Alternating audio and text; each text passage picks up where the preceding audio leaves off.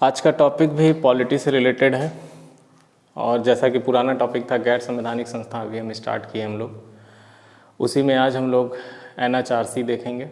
NHRC में किस तरह से वर्क होता है, कैसे इसका गठन होता है, क्या संरचना है, किस प्रकार से इसके कार्य करने का पद्धति है, वो सारी चीज़ें आज हम इसके फंक्शन को देखेंगे। नमस्कार, मैं संतोष कुमार झा आपका स्वागत करता हूँ निश्चय पॉइंट के यूट्यूब चैनल पर। और पॉलिटी के सेगमेंट में आज हमने लेके आया है नेशनल ह्यूमन राइट्स कमीशन, जो एक गैर संवैधानिक संस्था है। संवैधानिक संस्था के अंतर्गत ये नहीं है, इसमें संविधान में इसका कोई प्रावधान नहीं है। इसकी स्थापना 1993 के अधिनियम के द्वारा की गई थी। ये सारी चीज़ों को आज हम पॉइंट बाई पॉइंट डिस्कस करेंगे। वो लास्ट में मैं आपको बताता हूँ कि वो क्या चीज़ें हैं जिनको आपको लर्न करना है, मेमोराइज़ करना है और एग्ज़ाम में इससे भी प्रश्न आपको देखने को मिलेंगे। ये सभी एग्ज़ाम्स में अब ये न्यू ट्रेंड में ये जो गैर संवैधानिक संस्थाएँ हैं वो आ रही हैं। तो इससे संबंधित जितने भी आज के टॉपिक्स हैं, जितने भी की पॉइंट्स हैं, जितने भी पॉइंट्स हैं, उसको अच्छे तरीके से आप समझेंगे और देखेंगे। NHRC क्या है और कैसे है। एक सबसे पहले इसके स्थापना की बात करेंगे तो इसके स्थापना संबंधित आपको एक पेरिस प्रिंसिपल आपको समझना होगा। पेरिस प्रिंसिपल एक प्रकार का एग्रीमेंट है जो UN में, यूनाइटेड नेशन में हम लोग के द्वारा स्वीकार किया गया था। हम लोग ने इसे माना था। ये 1993 की बात है, 1993 की बात है। 1993 में इसे हमने माना था और इसमें मानने का मतलब यह है कि ह्यूमन राइट्स, जो इंटरनेशनल ह्यूमन राइट्स कमीशन होता है, उसके द्वारा जो भी चीज़ें प्रावधान, वो सारे युक्तियाँ जो उन्होंने बनाए हुए हैं, जो भी संरचना उनके हैं, जो उनका डिज़ाइन है, उस तरह की एक संस्था हमारे देश में भी होना आवश्यक है। यही पेरिस प्रिंसिपल में समझौता हुआ था, जिसके बाद हमें अपने संसद में 1993 में 12 अक्टूबर 1993 को हमें अपने संसद में एक अधिनियम पारित करना पड़ा। क्यों? क्योंकि हमने इस तरह के प्रिंसिपल पर हस्ताक्षर किए थे और UN के इस एग्रीमेंट को हमने माना था। पेरिस प्रिंसिपल को एडॉप्ट किया गया है 20 दिसंबर 1993 को और उसके बाद हमारे द्वारा शुरू में ही 12 अक्टूबर में ही एक प्रोटेक्शन एक्ट बनाया गया था, ह्यूमन राइट्स प्रोटेक्शन एक्ट। उसके अंतर्गत हम भी चाह रहे थे कि इस तरह के नेशनल ह्यूमन राइट्स कमीशन के तरह एक अपना भी हमारे पास कोई संस्था हो जो मानव के कुछ अधिकारों को, जो कि संविधान में वर्णित हैं और संविधान के द्वारा उन्हें एक और संस्था प्राप्त हो जिससे वो उन अपने संवैधानिक अधिकारों की प्रतिरक्षा कर पाएँ, अपने संवैधानिक अधिकारों की रक्षा के लिए उस संस्था में जा सकें। इसलिए एक NHRC नाम की संस्था हम भी बनाना चाहते थे। तो जब आप देखेंगे तो संसद में जब पास हुआ तो आप सीधे सीधे एक सन आप याद कर सकते हैं कि 1993 में संसद में इसे पास किया गया, जो क्या था, ह्यूमन राइट्स प्रोटेक्शन एक्ट 1993। इसको जब हमने पास किया है तो जाकर हमारे यहाँ स्थापना हुआ किसका, NHRC का। आपको मैं यही बता दूं, नेशनल ह्यूमन राइट्स कमीशन हमारे राष्ट्रीय मानवाधिकार आयोग का अंग्रेजी नाम है। तो उसी प्रकार राज्य में भी मानवाधिकार आयोग होता है। जैसे ये राष्ट्रीय मानवाधिकार आयोग है तो इनके अंतर्गत राज्यों में भी राज्य मानवाधिकार की स्थापना हुई है, जो इनके गाइडलाइन में वर्क करती है। तो इसके बाद आप देखेंगे गैर संवैधानिक संस्था में अगर आपको कहीं नेशनल ह्यूमन राइट्स कमीशन की जगह स्टेट ह्यूमन राइट्स कमीशन मिले तो भी आप समझ जाएंगे कि वो नेशनल ह्यूमन राइट्स का ही एक पार्ट है। इससे ज़्यादा भ्रमित होने की आवश्यकता नहीं है, वो भी इसी का एक सब ऑर्डिनरी पार्ट है जो आप समझ सकते हैं। इसकी संरचना क्या है? तो इसकी संरचना शुरुआत में जो रखी गई थी वो 5 सदस्यों की बात कही गई थी, जिसे बाद में संशोधन कर दिया गया 2006 में। 2006 में इसे संशोधन करके संसद ने इसकी संख्या को घटाकर 3 कर दिया गया, जिसमें कि 3 सदस्य होंगे और एक चेयरपर्सन या चेयरमैन होगा। इस तरह आप याद कर सकते हैं, यानी 4 लोग की सदस्य की एक संख्या घटाई गई है और कुछ नहीं। तो 3 सदस्य होंगे और एक चेयरपर्सन होगा। इसमें से याद रखें, ये जो 3 सदस्य होंगे इसमें एक महिला का होना आवश्यक है।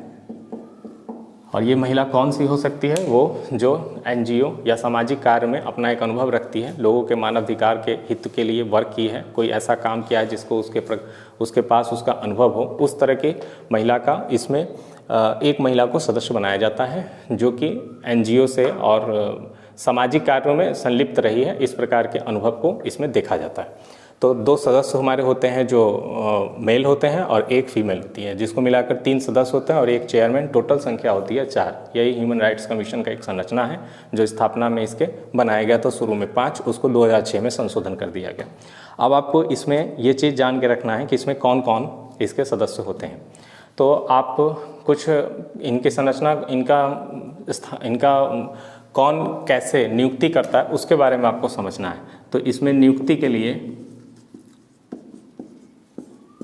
सदस्यों की नियुक्ति कौन करता है, तो स्पष्ट रूप से जान लीजिए राष्ट्रपति करते हैं। लेकिन राष्ट्रपति किसके सलाह पर करेंगे? 6 सदस्यों की समिति की सलाह पर। 6 सदस्यों की समिति की सलाह पर राष्ट्रपति इसके सदस्यों की नियुक्ति करते हैं। राष्ट्रपति में अब ये जो 6 सदस्य हैं इसमें कौन कौन होंगे? तो 6 सदस्य में आप देखेंगे तो प्राइम मिनिस्टर प्लस लोकसभा का अध्यक्ष प्लस उपसभापति वाइस चेयरमैन होंगे किसके? राज्यसभा के। लोकसभा के अध्यक्ष और उपसभापति राज्यसभा के। उसके बाद आप देखेंगे तो लोकसभा प्लस राज्यसभा, इन दोनों के विपक्षी दल के प्रमुख नेता, ऐसे आप याद कर सकते हैं, प्रमुख नेता, यानी 1 2 3 और 2 5। एक व्यक्ति हमारे और होते हैं, इसको आप याद कर लीजिए, जो यूनियन होम मिनिस्टर होते हैं या कैबिनेट के मिनिस्टर होते हैं। कैबिनेट मिनिस्टर एक आपके ये होंगे। टोटल 6 लोगों की संख्या होती है, जिससे एक समिति का निर्माण होता है, जिसे 6 सदस्यीय समिति कहते हैं। और उन 6 सदस्यीय समिति की सिफारिश पर या सलाह पर राष्ट्रपति ह्यूमन राइट्स कमीशन के सदस्यों की नियुक्ति को करता है। राष्ट्रपति ह्यूमन राइट्स के सदस्यों के नियुक्ति को भी करता है और राष्ट्रपति के प्रसाद पर्यंत पर है, जैसा कि आपने इससे पहले सूचना आयोग में देखा था। उसी से संबंधित ये भी है कि जब भी राष्ट्रपति चाहेंगे तो उन सदस्यों को बर्खास्तगी कर सकते हैं। अपॉइंट करने का सिस्टम ये है और डिसमिस करने का भी सिस्टम राष्ट्रपति के हाथ में मिला हुआ है। इसके बाद इन लोगों के द्वारा सिफारिश होती है और एक एक नाम को राष्ट्रपति को दिया जाता है और राष्ट्रपति उसको क्या करते हैं, अपने स्तर पर देखकर यदि उनको लगता है कि वो व्यक्ति सही है, इनके सिफारिश पर उनकी नियुक्ति करते हैं। योग्यता क्या होनी चाहिए इसमें सदस्य बनने के लिए? तो योग्यता होनी चाहिए चीफ जस्टिस ऑफ इंडिया, या चीफ जस्टिस आप कह सकते हैं, चीफ जस्टिस ऑफ इंडिया, या सुप्रीम कोर्ट के जज। सुप्रीम कोर्ट के जज ऐसे आप कर लें, सुप्रीम कोर्ट के जज जो रिटायर होते हैं, सेवानिवृत्त, जो सेवानिवृत्त होते हैं, उनको इसके सदस्य बनाने की, उनको इनके सदस्य बनाया जाता है। उन्हीं का नाम सिफारिश करके ये लोग देते हैं और उनको बनाया जाता है। तो सुप्रीम कोर्ट के जज जो होते हैं, जो रिटायर हो चुके रहते हैं। 2019 में संशोधन मोदी सरकार ने किया, जिसमें ये हो गया कि 2019 में इस संशोधन में ये बताया गया है कि जो सुप्रीम कोर्ट के जज हैं उनकी नियुक्ति जज रहते हुए भी क्या की जा सकती है, इनके सदस्य के रूप में नियुक्ति की जा सकती है। सेवानिवृत्त के पहले भी, पहले क्या था, सेवानिवृत्त हो जाने के बाद रिटायर्ड जज को इनका सदस्य बनाया जाता था, लेकिन 2019 में इसमें संशोधन करके किया गया है कि सुप्रीम कोर्ट के जो जज होंगे, जो वर्तमान समय में हैं, उनको भी इसका सदस्य बनाया जा सकता है। तो चीफ जस्टिस ऑफ इंडिया और या जज होंगे सुप्रीम कोर्ट के, उनको बनाया जा सकता है। 3 इनके सदस्य होते हैं, मैंने आपको बता दिया, 1 चेयरमैन होता है। 4 ये 4 सदस्य जो होते हैं ये पूर्णकालिक सदस्य हैं, इसे याद रखिएगा, पूर्णकालिक सदस्य हैं। और जो पदेन सदस्य होते हैं, पदेन सदस्य का मतलब है वो किसी और संस्था के अध्यक्ष या चेयरपर्सन बनेंगे। ऑटोमेटिक वो जिस संस्था के सदस्य बन रहे हैं वो ऑटोमेटिक इसके भी सदस्य चुन लिए जाएंगे। इसको समझने के लिए आपको समझना होगा, जैसे कि भारत के संविधान में उपराष्ट्रपति पद की बात कही गई है, तो उपराष्ट्रपति जो होगा वही राज्यसभा का सभापति होगा, यानी जो उपराष्ट्रपति बनते हैं वही राज्यसभा के पदेन सभापति हो जाते हैं। उनके लिए उनको अलग से चुनने की आवश्यकता नहीं होती है।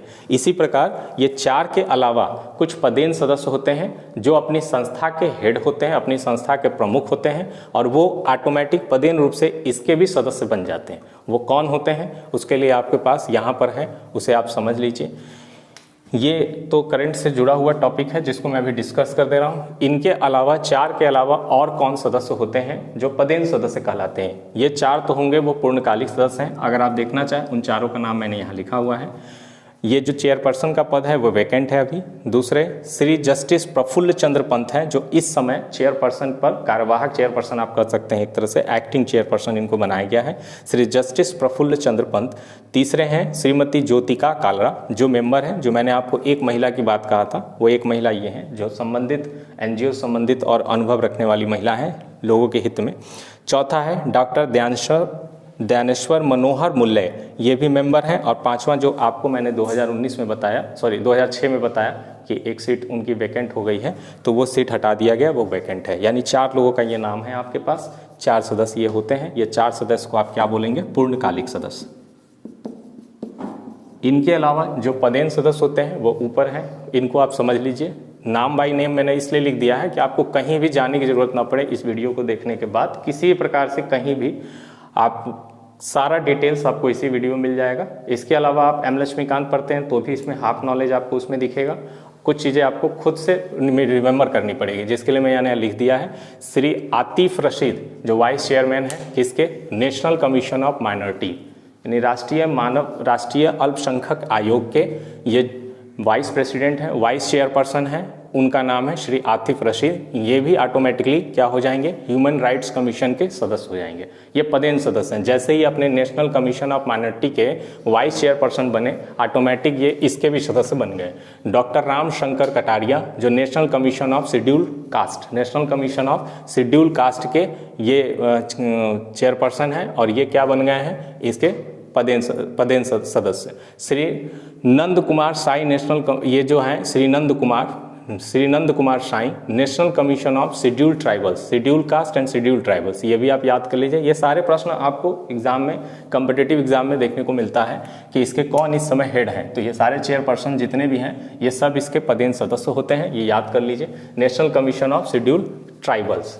उसके बाद है Rekha Sharma, national commission for women's के ये चेयरपर्सन हैं। रेखा शर्मा ये भी इसके पदेन सदस्य हैं। Miss Stuti Kacker, national commission for protection of child right, जो बच्चों के अधिकार होते हैं उनके रक्षा के लिए जो आयोग बना है उसके ये क्या है? हेड हैं, जो इसके पदेन सदस्य है। और एक अंतिम डॉक्टर भगवान लाल साहनी जो नेशनल कमीशन फॉर बैकवर्ड, पिछड़ा आयोग जिसको आप जानते हैं, पिछड़ा ओबीसी जिसे बोलते हैं हम, पिछड़ा आयोग के चेयरपर्सन है।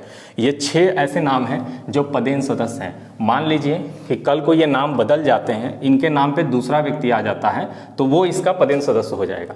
यानी अगर हम इस तरह से ओवरऑल समझें कौन कौन पदेन सदस्य होने वाली संस्था है जिसके हेड होते हैं, तो आप केवल संस्था का नाम भी याद कर सकते हैं। नेशनल कमीशन ऑफ माइनॉरिटी के अध्यक्ष, national commission of schedule caste के, national commission of schedule tribals के, नेशनल कमीशन फॉर वुमेन्स के, national commission for protection of child rights और नेशनल कमीशन फॉर बैकवर्ड। ये 6 संस्थाएं ऐसी हैं जिनके जो चेयरपर्सन बनेंगे वो ऑटोमेटिक पदेन सदस्य हो जाएंगे नेशनल ह्यूमन राइट्स कमीशन के। इस बात को आपको याद रखना है। टोटल मेंबर मिला के चलेंगे तो 6 4 10 होते हैं। इनको और सपोर्ट करने के लिए राज्यों में राज्य मानवाधिकार आयोग भी होता है। अब हम इनकी बात करेंगे कि इनका कार्य क्या है।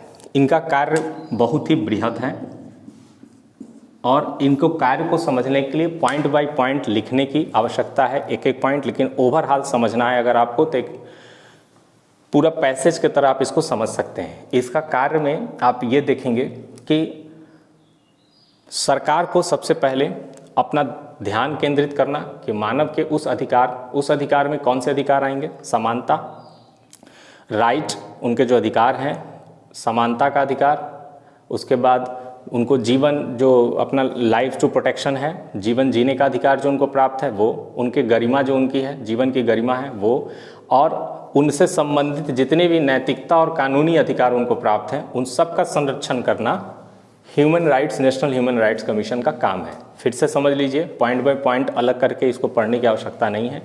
ऐसे जो भी अधिकार मानव को प्राप्त हैं, जो उनके दोष सिद्ध साबित होने के बाद भी उनके समानता, उनके लाइफ प्रोटेक्शन का, उनकी गरिमा को बनाए रखने का, उनके हितों का संवर्धन करना, उनसे संबंधित जितने भी कार्य हैं उन सब पर ध्यान केंद्रित करना ह्यूमन राइट्स कमीशन का काम है। ये सब पर अप्लाई होता है। ह्यूमन राइट्स कमीशन जो अपराधी होते हैं उन पे भी, उनके भी हितों की बात, उनके भी संरक्षण, उनके भी समानता, उनके भी लाइफ प्रोटेक्शन की बात ये करता है। कहने का सीधा सीधा मतलब यह है कि ह्यूमन राइट्स कमीशन आपको वो सभी नैतिक और कानूनी अधिकारों का संरक्षण करने वाला एक संस्था है जो समय समय पर सरकार का ध्यान केंद्रित करता है, सरकार से रिपोर्ट भी मांग सकता है। सरकार, राज्य सरकार हो, केंद्र सरकार हो, अगर किसी प्रकार का उनके द्वारा ऐसा कोई कानून का निर्माण किया गया है जो मानव के इन अधिकारों का उल्लंघन करता है तो उसकी भी समीक्षा करने का इसको शक्ति प्राप्त है। ये सारी चीज़ें ह्यूमन राइट्स कमीशन में आपको पढ़नी है और अच्छे तरीके से इसको तैयार कर लेना है, क्योंकि ह्यूमन राइट्स कमीशन में बहुत सारी चीज़ें ऐसी हैं जो आपको समय समय पर एग्ज़ाम में देखने को मिलता है। अब इनके कार्यकाल की बात करेंगे, जिनका भी इनका कार्यकाल है, जो 4 ये हैं, 6 ये हैं, 4 ये 6 ये, इनका कार्यकाल की बात करेंगे तो शुरुआत समय में 2019 के बाद इसको बदला गया है। उसके पहले इनका 5 साल कार्यकाल था, अब ये 3 साल का कार्यकाल इनका हो गया। 2019 का जो अमेंडमेंट की बात अभी मैंने कही थी उसी में ये भी बात थी कि अब इनका कार्यकाल अधिकतम 3 साल होगा, आयु में जोड़ेंगे तो 70 साल। उम्र इनकी 70 वर्ष अगर पूरी हो गई है और 3 साल इनका कार्यकाल नहीं पूरा हुआ है तब भी इनको अपने पद से हटना पड़ेगा। अगर इनका उम्र 70 साल नहीं पूरा हुआ है और कार्यकाल 3 साल पूरा हो गया है तब भी इन्हें अपने पद से हटना पड़ेगा। तो कार्यकाल आप स्पष्ट रूप से समझ लीजिए। इसमें दोबारा चुनने की भी प्रक्रिया है, यदि कोई व्यक्ति हट जाता है और दोबारा उसे इसके सदस्य बनाना हो तो बना सकते हैं। इसमें कोई ऐसा नहीं है कि पुनरावृत्ति नहीं हो सकती है, रिपीटेड नहीं हो सकता है, ऐसा कुछ नहीं है, आप कर सकते हैं। हटाने की प्रक्रिया क्या है, जो सभी चीज़ों का हटाने की प्रक्रिया है, बाकी में और इसके पहले जो गैर संवैधानिक संस्थाएं आपने पढ़ा है उसमें जो हटाने का मानसिक स्थिति से पागल ना हो, दिवालिया ना हो, किसी आपराधिक संलिप्तता वाले कृत्य में न फंसा हो, कोर्ट के द्वारा उसे मानसिक रोगी डिक्लेयर न कर दिया गया हो, यही सब वो चीज़ें हैं जिनके आधार पर इन्हें हटाया जा सकता है। राष्ट्रपति जब चाहे तब ये हटा सकते हैं। सबसे प्रमुख काम हमें जो लगता है वो क्या है, ह्यूमन राइट्स कमीशन का सबसे प्रमुख काम यह है कि जो पब्लिक सर्वेंट होते हैं, पब्लिक सर्वेंट के द्वारा अगर ह्यूमन राइट्स का उल्लंघन होता है तो उसके ऊपर कंट्रोल करना, नियंत्रण करना, उसके ऊपर जो अधिकारी हैं उनको कंप्लेन करना। और दूसरा इनका सबसे बड़ा काम होता है कि ये जो ह्यूमन राइट्स कमीशन यानी जो ये नेशनल ह्यूमन राइट्स कमीशन है, ये ह्यूमन राइट्स होता क्या है, मानव के कौन कौन से अधिकार हैं जिसके प्रति हम इनके पास भी जा सकते हैं और संविधान में हमें प्रावधान प्राप्त है, हमें संविधान में उसके शक्ति प्राप्त है, हम सुप्रीम कोर्ट जा सकते हैं। उन अधिकारों को समझाना लोगों को और उन अधिकारों के प्रति जागरूक करना लोगों को, ये प्रमुख काम मुझे अपने व्यक्तिगत रूप से लगता है ह्यूमन राइट्स कमीशन का। इसके अलावा अगर आप इस टॉपिक को मेंस लेवल में लिखना चाहते हैं तो मेंस लेवल में आपको सकारात्मक और नकारात्मक दोनों पहलुओं को प्रेजेंट करना पड़ेगा। ह्यूमन राइट्स कमीशन के जितने भी टॉपिक्स हैं जो आपको मैंने अभी बताया, उन सब में आप देखेंगे ह्यूमन राइट्स कमीशन बहुत ही पावरफुल एक कमीशन या एक आयोग है जो सरकार को रह रहकर या मीडिया को रह रहकर मार्गदर्शन देता है कि इस प्रकार के कार्यों से इस प्रकार के मानव जाति या इस प्रकार के एक विशेष वर्ग समुदाय का अधिकारों का संरक्षण नहीं हो रहा है, उसके बारे में जानकारी देती है। लेकिन अगर नकारात्मक वे में इसको देखेंगे, नेगेटिव थिंकिंग देखेंगे, तो केवल अपील करना, केवल शिकायत करना और लोगों को या सरकार को जागरूक करना, लोगों के सामने उस मुद्दे को रखना ही ह्यूमन राइट्स कमीशन का एक प्रमुख काम है। लेकिन इनके हाथ में कोई ऐसी शक्ति नहीं है जिससे ये खुद निर्णय या खुद न्याय कर सकें, ये इनका नकारात्मक पॉइंट है। इसके अलावा जो भी टॉपिक्स आपको यहाँ पे मैंने लिखे हैं इसे ध्यान से समझ लीजिएगा, इसे ध्यान से मेमोराइज़ कर लीजिएगा। आने वाली जितनी भी वीडियोस होंगी मैं उसमें प्रयास करूँगा गैर संवैधानिक संस्थाओं को जो बचे हुए हैं उनको कंप्लीट कर दूँ। फिर मैं आपको बता रहा हूँ गैर संवैधानिक संस्था वो होती है जिसको हम विधेयक या अधिनियम के द्वारा पारित करके अपनी आवश्यकता अनुसार सरकार संस्था का निर्माण करती है, उसे गैर संवैधानिक संस्था बोलते हैं। और जिस संस्था का विवरण संविधान में वर्णित होता है उस संस्था को संवैधानिक संस्था बोलते हैं। इस बात को आप स्पष्ट रूप से समझ लीजिएगा। जब हम एक्ट के थ्रू भी यानी अधिनियम के अंतर्गत या संविधान के अंतर्गत, दोनों के अंतर्गत से हटकर किसी संस्था का निर्माण करते हैं अपनी आवश्यकता अनुसार और एक समय के बाद उसे विघटित कर देते हैं, उसे वैधानिक संस्था बोलते हैं जो सरकार के द्वारा रह रह के किया जाता है। इस तरह के चीज़ों को आप पूरा मेमोराइज़ कर लें और अच्छे तरीके से ह्यूमन राइट्स कमीशन को कंप्लीट कर लें। ह्यूमन राइट्स कमीशन पर आप शॉर्ट की भी लिखें और एक प्रकार का मेंस लेवल का भी तैयार करें और जो भी इसके प्रश्न हो उसको एक प्रैक्टिस सेट बना के कम से कम टेस्ट सीरीज अपना देते रहें और ह्यूमन राइट्स के सारे प्रश्न कर लें। अगली वीडियो में हम किसी और गैर संवैधानिक संस्था को लेके आएंगे। तब तक के लिए आप सबको मेरी शुभकामनाएँ आने वाली सभी परीक्षाओं के लिए। अपना पढ़ाई और अपनी स्टडी को आप जितना भी हो सकता है अच्छे से अच्छे तरीक़ा से करते रहें। धन्यवाद।